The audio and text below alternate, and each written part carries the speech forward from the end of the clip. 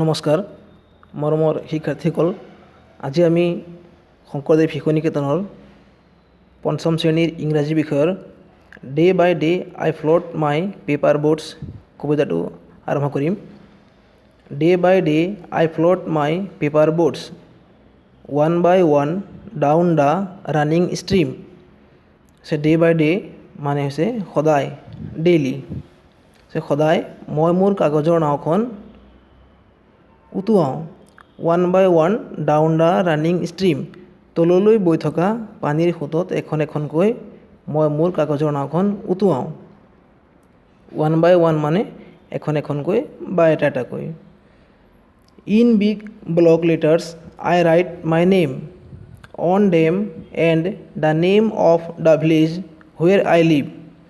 সেই নাওখনত মই মোৰ নামটো আৰু মই বাস কৰা গাঁওখনৰ নামটো বৰফলা আখৰেৰে লিখি দিওঁ। I hope that someone in some strange land will find them and know' who I am. মই আশা কৰোঁ যে সেয়া কোনোবা অচিনাকি ব্যক্তিয়ে পাব আৰু তেতিয়া মই কোন তেওঁ জানিব। I load my little boats with shiuli flowers from our garden.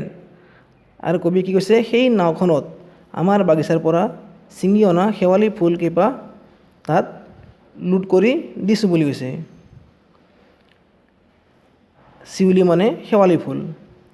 And hope that these blooms of the dawn will be carried safely to land in the night.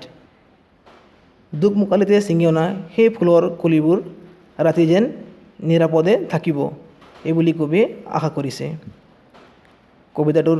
কবিজনৰ নাম হৈছে ৰবীন্দ্ৰনাথ টেগৰ।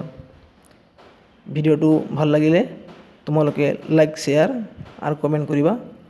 আৰু যদি ছাবস্ক্ৰাইব কৰা নাই তেনেহ'লে মোৰ চেনেলটো ছাবস্ক্ৰাইব কৰিবলৈ নাপাহৰিবা। ধন্যবাদ।